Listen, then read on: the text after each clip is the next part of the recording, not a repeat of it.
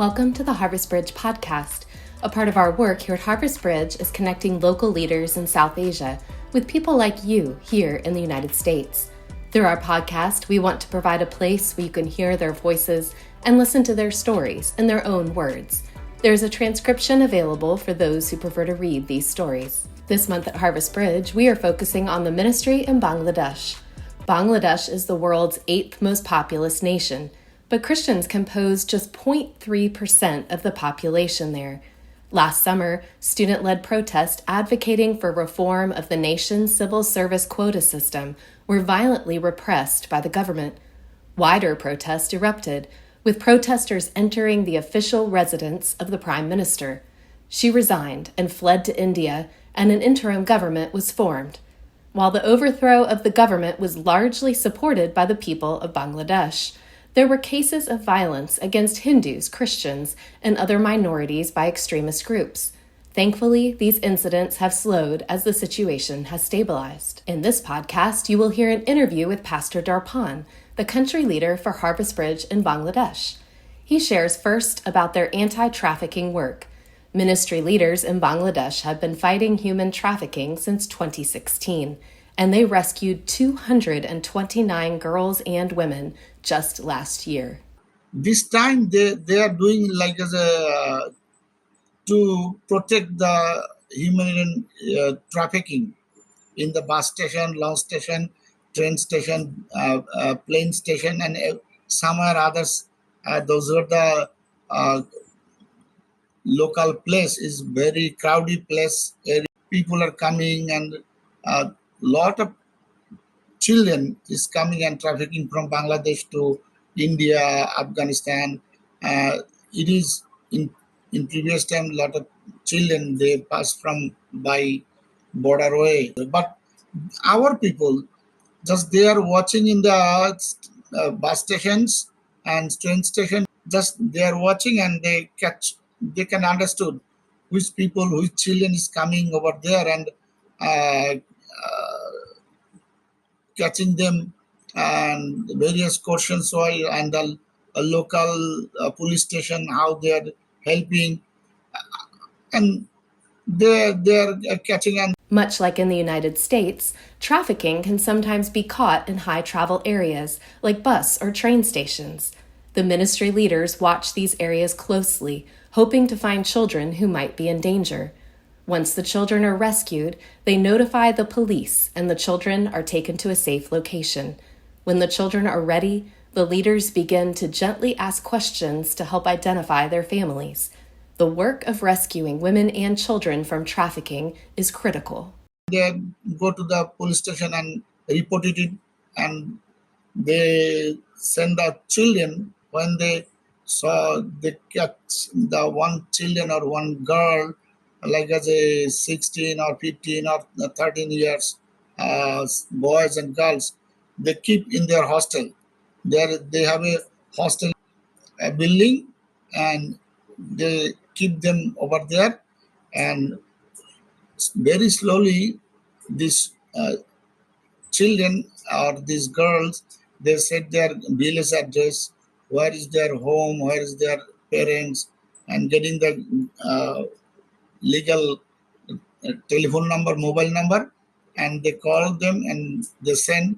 And these people, they took the children, and they return, call their guardian to come, and the child knows that he's the daughter of this parent.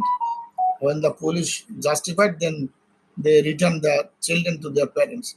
Our local missionaries work alongside local law enforcement to ensure that children can be safely returned to their families, and if they cannot be, that they have a safe place to stay. Pastor Darpan also sees this important work as an opportunity to share the hope of the gospel. When we make a good relationship with the trafficked children and their guardian, and we wanted to give the good news that we are the Christians. We wanted to give good news, share the good news to these people, and this guardian will know this is the Christians people. Pastor Darpan went on to share about the impact this ministry had on one young girl who was rescued from trafficking by the ministry leaders of Harvest Bridge. This girl, her age was 15. In Yeah. Bangladesh constitution law says that one girl she can marry like after 18 years. But Yeah. 15 years, the one of the boys, he tempted her and brought her, asking her that if you go with me to Dhaka, then I'll give you the job, garment job. But when they come to Dhaka and then uh, she's not getting job like this way, and this frustration, they were in the bus station and they are fighting. They are crueling each other. That you uh, show me, you told me that you will provide me a job, but you are not. This boys, he's asking that I'll marry you like this, or you can go with me like as some one of the house. Just this boy, he wanted to use her. He wanted to use her like as a bad way.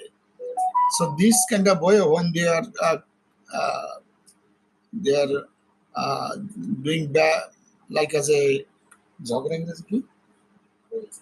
they are crueling at the bus station, and that time our sister, she went there and she can understood that this case is not a very good case. So she was sitting by and she was hearing very silently. And after then, when they understood that this is the bad case, then she called them and police people called and arrested them and took the case and keep her to the hostel. A 15-year-old girl was told there was a job for her in Dhaka, but it was a trick used by traffickers to lure her from her home. As the situation escalated between the girl and her captor in the bus station, the Harvest Bridge leaders took notice. They notified the police, and she was taken to safety.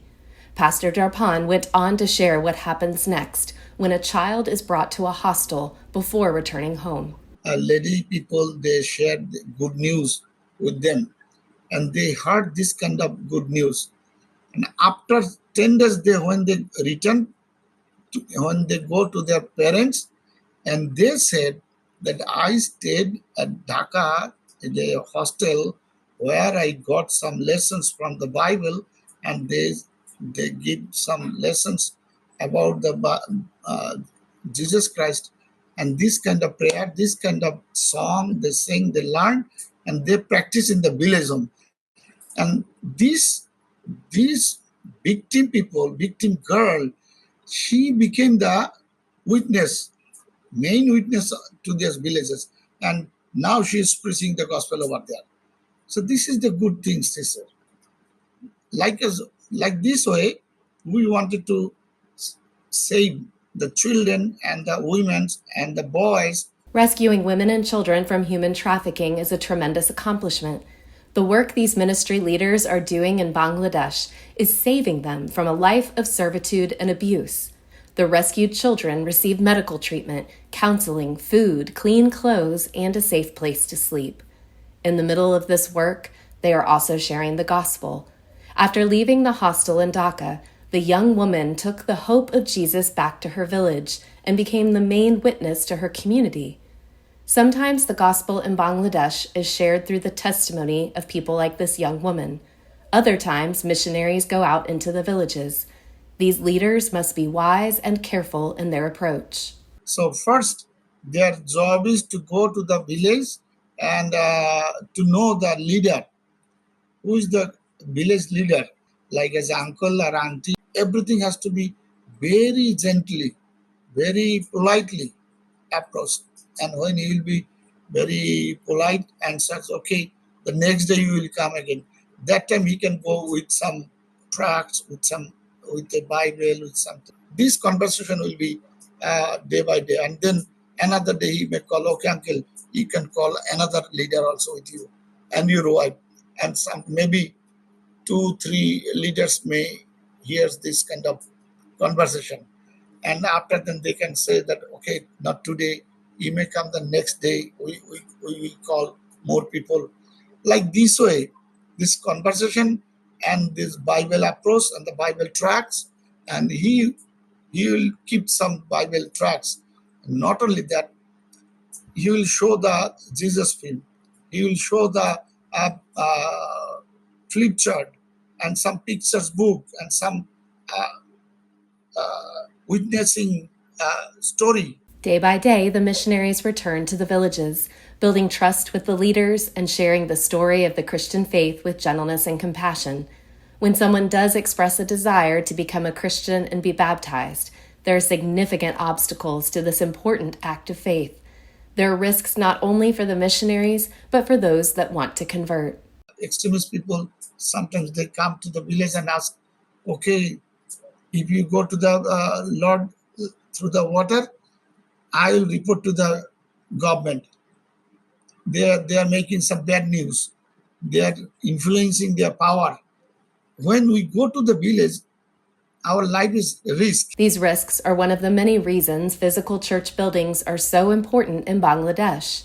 Having a physical building recognized by the local government provides protection by the law for Christians attending that church. Church buildings also provide a place for Christians to worship, as well as a base for education and social programs, and a refuge in times of disaster. When the storm or the cyclone or something is coming, so they have no shelter. Other places gone underwater or house. So sometimes this kind of situation where the people may go just for the cyclone time. So when the water is coming from the sea and some others water and the logging water, so some people they may come to the this church building and they can stay just for their shelter. After the water removing and the stop the cyclone, people may go another way. We can start a school also, and the community people and some our believers people, children, they may come to attend and get the education from here. There are currently 12 churches across Bangladesh that need funding to finish construction.